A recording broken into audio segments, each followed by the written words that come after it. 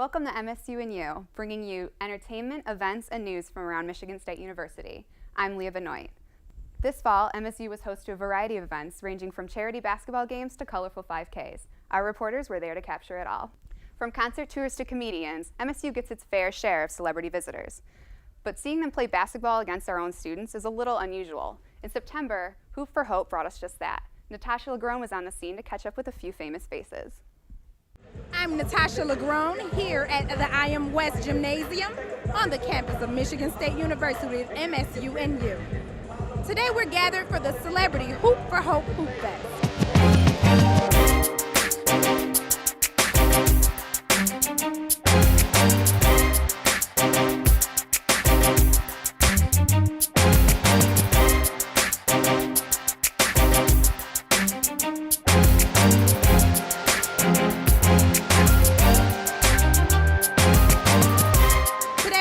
Celebrities, the MSU Greek community, as well as local residents here to raise money for a very charitable cause.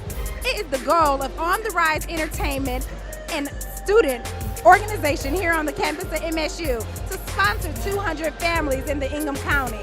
We caught up with a few celebrities to see why they choose to give back to their communities. Pooch, what brings you out to MSU today? What's going on in Lansing? We have a celebrity charity basketball game that I came out here to show my talents for and to support the cause. I'm a little sad because a colleague of mine who's not going to be playing basketball with us, who actually has a lot of games, his name's Morris Chestnut. He took a page from Jason Kidd, decided to retire, show up looking fresh and clean, to call out some plays. I think he said we're going to start with a triangle. Lamont Rook, I just want to thank you for your time. If you could say one piece of advice to a college student about giving back, what would it be? Oh, start now. A lot of people wait until they got a whole lot of money or they're successful, whatever that's supposed to mean. You don't have to have a dime in your pocket. Giving back is about, acknowledging all the blessings that you have and just every opportunity you get, bestow it upon somebody else, whether it's a kind word, whether it's sound advice, whether it's just your time, the education that you're getting, setting a good example. Take a youngster, boy or girl, up under your wing and be a mentor. There's just endless ways to give back and serve, and you'll see how gratifying it is and how much it should actually be something that everybody makes a commitment to. So start now, don't wait. So what brings you out today, Morris? Came out here for this Leah basketball game. I always like to try to give back. I came here, about 14 years ago, when we had the first best man coming out. I said it's only fitting, it's the perfect time to come back out this year and say what's up to the people at MSU.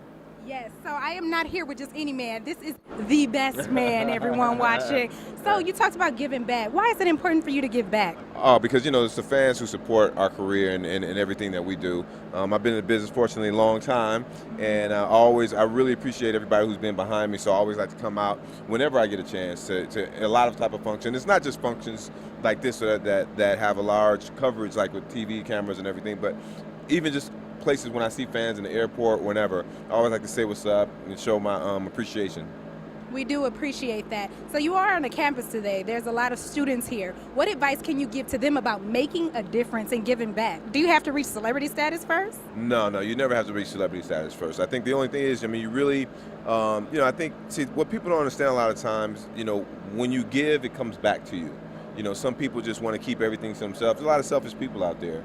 But, giving, and it's enough as just saying hello. You can give somebody a smile, give someone encouragement. It's not even about money. It's not about dollars. It's not even about celebrity. It's just about just good energy and being good to people, and it'll come back to you. Wonderful. Again, here with Morris Chestnut. Thank you so much for your time. And when can we expect this new movie to drop? Tell us a little bit about that. The new movie, the sequel to The Best Man Holiday, will be out November 15th. November 15th. Check it out. It's going to be a great movie. People laugh, people cry, people have all types of emotions. So that's what it is. Thank you again, Morris, for your time. I look forward to seeing you out there on the court. Thank you very much. I'm Natasha Legrone with MSU&U. Please stay tuned for more news, entertainment, and events here on the campus of Michigan State University. Reality competition shows don't always end with the finale. Sometimes fans get to see their favorite contestants on tour. In October, Emmy Award-winning So You Think You Can Dance brought their show to the Wharton Center, where Andia Maraskis got to speak with Michigan native Amy Yakima about her Season 10 win. I'm here with Amy Yakima, the Season 10 champion. Congratulations and thank you. So, what made you want to try out for So You Think You Can Dance? I think just seeing the show since I was little, I watched Travis, Nick Lazzarini, all of them, like first season, second season, and I fell in love. So I was like I saw them and where they're going with their dance careers, and I was just like, I want to do that. Like, I want to be on that stage and like do it. And I think from there on, watching every single season, I was like, okay, I'm 18, I'm ready to go. And then it didn't happen that season, and then I was like, all right, I had more fire the next year, and I just kept going. So I think it was just, I've always watched it, and I was like, I think I can do that too. Mm-hmm. How has it changed your life? Like, is it weird having people run up to you like, oh, can I have your autograph or pictures? It's really strange. Sometimes I'm like, who, wait, where are you? Me? I guess I'm still a fan. I still I'm like, even with Travis, I'm like, almost like, hey, hey. I don't know. I still feel like I'm in that fan world, so I'm not like, I think it's cool, but I almost like, it's still a disbelief because I like don't think about how I was like on TV. That's a little weird thought, but like I was just dancing. That's all I was doing. Believe in yourself and give it 100%. I felt like that was the only thing, as far as like I had to tell myself, that carried me on so far, was that every time I thought I couldn't do something or I had doubts or afraid, like me and her would talk it out. She would say, don't think about the steps, just have fun. And it just made me remember that I just have to give it my all, like no matter what. Like even if I feel like it's not at the level it should be, just perform it to the best of your abilities, because people will see that. I feel like people always can see when you're trying your hardest, like, and when you could give a little more. Like, so. we have to like start fresh. We have to start auditioning. Like, that's True. where we were before we auditioned, and like that's where we have to go back. But now we have this family with us and these people that like we've like grown with, and like we've grown up to who we are right now. So I think we have a little more experience, and we have a little more drive and focus to like get in the business now. I mean, we actually have a performance that we have not danced together, but we will be dancing together. Yeah. If that's a little hint. That. It's really spicy. A little. It's a little hot and steamy. A little sensual. But it's just fun. Yeah, it's just fun. We're just buddies, overall right? fun, definitely. Do you have any tips for any aspiring dancers maybe here at MSU or just in general? Definitely. One thing I learned on the show was that you can't compare yourself, because there's so many amazing dancers out there, like just long legs, super gorgeous, like super hard hitting. Like, you're never going to be someone you're not. And I think you just have to always be better than who you are the next day. So like I just learned that like I'm never going to be Jenna. I'm never going to be Jasmine. I'm always going to be Amy. So I just have to make myself look good, and I know what looks good on me. Well, thank you so much for letting us interview you. Good luck tonight, and I can't wait to see it. So You Think You Can Dance is touring all around the U.S., so try to catch them in a city near you. I'm Andia Maraskis, and tune in for the next episode of MSU&U. Runners usually have a number of 5Ks to choose from. This fall, students and local residents opted for a bit more excitement at Color Me Rad. Carmen Scruggs found out what made the race a little bit more colorful than your average 5K.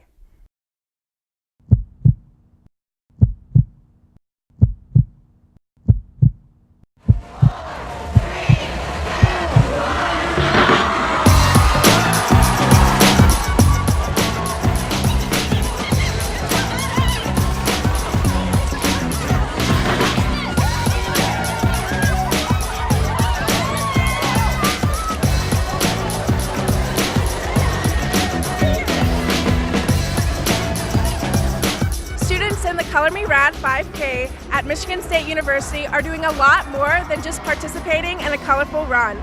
They're helping fund projects that will help make a difference across the world. So we partner with a local charity every city we go to, and we always try to find somebody a little bit different, somebody that can that we can really help out. And we chose to go with Engineers Without Borders. They kind of stuck out to us as a program that's really doing some good work, but could use some good funds. How is that benefiting you guys and Engineers Without Borders? Now, the profits we make from this race will go directly to our international projects, specifically the one in Tanzania, pretty much to help buy materials to construct the facilities we're building down there. One of the main things we're going to be using it for is our international project. So we have something in El Salvador where we're building composting latrines. So that's where a lot of it's going to go. Either that, or we have our ASB trip, which is our alternate spring break trip. So kids go and they help rebuild a house or maybe do some environmental work over spring break. So we just drive down south somewhere and yeah. So why did you guys decide to run in the Color Me Rad? The girls bought it for me for my birthday present. We got 3 generations doing the run. Okay, and did you guys know that the proceeds go toward an engineering group at Michigan State? No, that's wonderful. Yeah, we were talking about which different organizations was going to get it this year. The other thing is it's great publicity. I mean, a lot of people don't even know that Engineers Without Borders is on campus. So something like that, it helps us get our name out there. And then hopefully, I mean, more kids want to join. They hear about our organization through this. And then they're like, hey, that's really cool. Maybe I should join. With this many people, we can really help to raise some funds that are unattainable, I think, for some smaller organizations like that. And they've been able to get us a ton of volunteers and really help out. And so they're going to be able to do some things that they necessarily weren't able to do before with this money. When you think of sticks and pucks, you probably think of ice hockey. But what if you swap the ice for a swimming pool and hockey pads for Speedos? You've got the makings for one of MSU's most unique student clubs. Matt Miller helps explain how they take the sport underwater. Hello, Michigan State University. I'm Matt Miller, here today with MSU&U. We're here with the underwater hockey team to figure out what exactly is underwater hockey.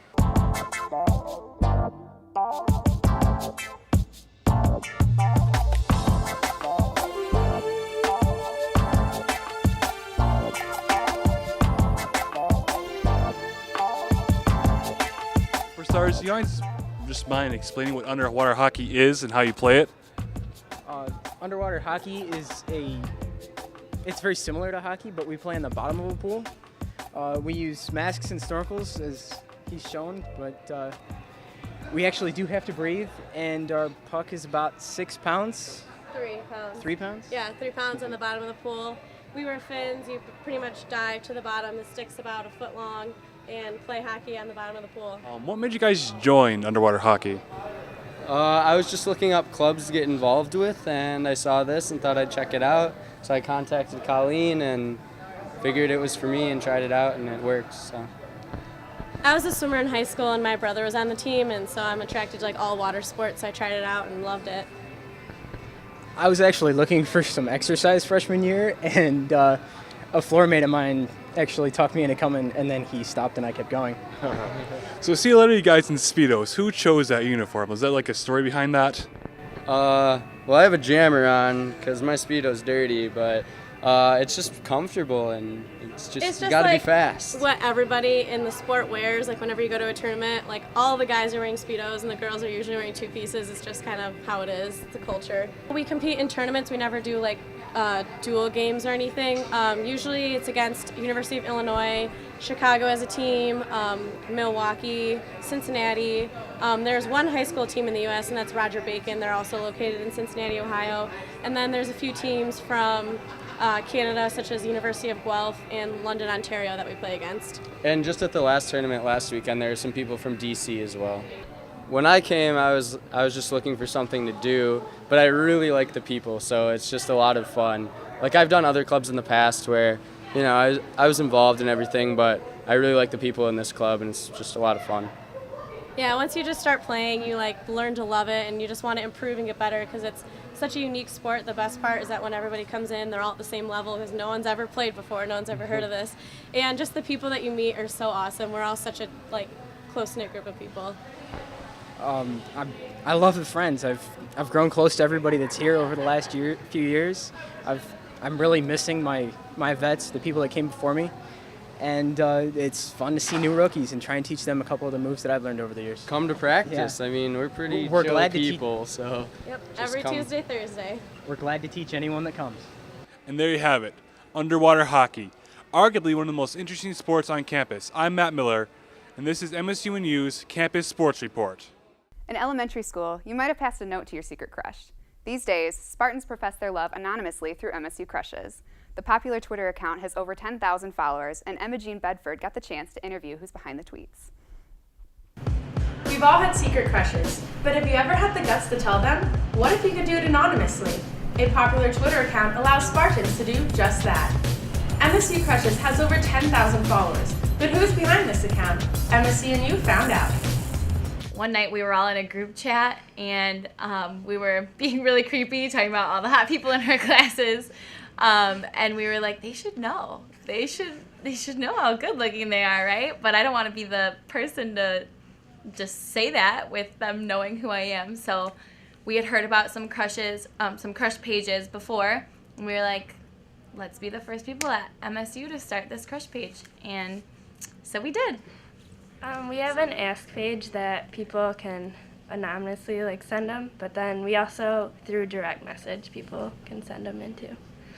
Well, right now on the ask page we have I think it's around 400 submissions that we have to try to keep up with, but a day I would say at least 30. I don't know, we tweet a couple every few hours, and usually when we tweet one, we'll get about 10 to 15 new ones every time. Yeah, we get a lot of really, really creepy tweets about people that are kind of explicit, and if they are, we don't post them if they're too disgusting, because a lot of people actually get offended and want them taken down if they're too gross. So we have a couple of rules about our tweets. They can't be that gross, and we don't post them if people say something about hooking up with someone or stuff like that. I was tweeted about the other day, and I got a couple direct messages, and may or may not be talking to somebody, texting just a little bit. I don't know. It was funny. Have you ever tweeted at MSU Crushes? Yes, I have. What did you tweet about? I saw a couple girls at IM West. I tweeted in class. Done it maybe 3 or 4 times. Wow, that's awesome. And do you look and see who favorites it to see if it's the girl that you anonymously tweeted at? Well, actually, one of them that I MSU crushed, a bunch of her friends tweeted and then tagged her in it, and then she found it and favorited it, and then actually followed me back. So that was really good. She still follows me, so that's good. Wow, so new love could start from this. Yeah, maybe. Running MSU Crushes is fun because there's not much bad that can come out of it. You make people's day, and it's kind of a cool feeling. I don't know, because I know when I've been mentioned, it just, the rest of the day you're like, oh my gosh, I look kind of cute today maybe. So it's a good feeling, and you get to do that for all of campus pretty much. I'm Emma Jean Bedford. Be sure to stay tuned for more news around campus from MSU&U. Not everyone can sing. Luckily, MSU student acapella groups have more than enough talent to go around. In October, they came together for sold-out performances at Acapella. Matt Miller and Jacqueline Burnett caught the show and found out how they stay in tune. Good evening. I'm Jacqueline Burnett here with Matt Miller. And you're watching MSU&U. Tonight, we're going to explore a unique kind of music festival, Acapella. Once a year, all the acapella groups on campus come together to show off their talent. Join us as we chime in on what Acapella is all about. We're called Acapella, and we're based out of the Residential College in the Arts and Humanities over in Snyder Phillips Hall. And so we kind of our group draws from that college for our members. And what would you say makes you different from the other groups that are also participating in Acapella? Something that makes us different is about 95% of our members are all in the residential college, so we all take classes together, and the college is pretty small. There's only a couple hundred kids, so it's pretty cool for everyone in our group to come from the same major and college. So everyone else, I'm pretty sure all the other groups draw from all over campus, so we only draw basically from the residential college. Okay. So it gives us slim pickings, but we love having everybody together. Yeah. How many performances do you guys do a year? Well, just ladies first. We do one concert a semester. So besides that, though, we do, Acapella. We have random gigs around town. Sometimes we went to St. Louis at the beginning of last spring semester. We open for other groups at those places. People pay us to do gigs. Sometimes we do a lot of charity events too. I'd say maybe somewhere around 8 to 10 a semester though, total. What's your most memorable gig? Oh, wow. I think road trips are the most memorable, and those gigs usually involve a competition or opening for another group. And like for instance, St. Louis or in Chicago or in Indiana, we've done all of those. They're the most fun because you spend the most time like with everyone, and you just have a fun time singing in the car or sleepovers, doing crazy things, and then just having a blast performing in new places and meeting new people there. What are you most excited about Acapella tonight? I'm just really excited to see everyone, all the other groups. I've heard so many good things about them, and we've all just been practicing so hard, so I'm so excited to actually let the energy out and see everyone. How long have you guys been practicing for? They cast it since like the first week of school. So we've just been meeting and rehearsing and getting down choreography, like trying to memorize the notes and everything. It's amazing. Acapella is a tradition that we've had in the MSU Acapella community for a while now, I think 10 or 12 years. And every year, a different group gets to host it. And it's like a huge advantage to host it because all the profits that we get from this event, the group gets to keep. So the fellows haven't hosted it in 5 years, I think. And so all that entails is really getting all the tickets together and then getting all the posters together, renting all the space, and then making sure that each group is on the same page, like that they all have the right quantity of tickets, that they have posters to distribute, and etc. What groups are performing tonight? So there's 7. The MSU Acapellas, the all-male acapella group, Spartan Discords, also an all-male acapella group, then Ladies First, all-female. Then for co-ed, there's Spartan Sir, Acapella, Capital Green, and State of Fifths. Nailed it. All these buckets of rain, I've heard enough about them. You say that I try. I am a gentleman, did not ask for a place I could stay. What were we both thinking? The next part just got in the way. We were just always talking about changing. Just what I am, the same man, same man, same man I've always been. The days pass too. Be careful, me and dark, dark, heavy sugar when they did that. Mark your size and lean the time.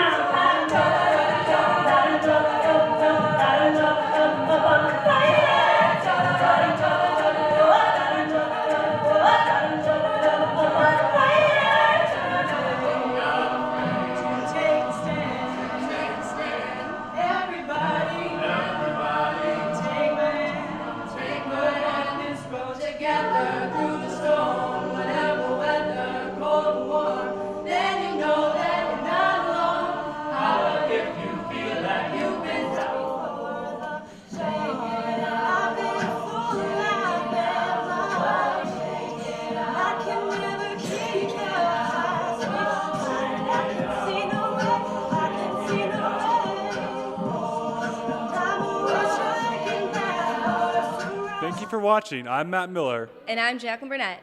Stay tuned for the next episode of MSU&U. Be sure to connect with us on Twitter and Facebook for updates on our latest segments and previews of what's to come. I'm Leah Benoit. Be sure to stay tuned for more episodes of MSU&U.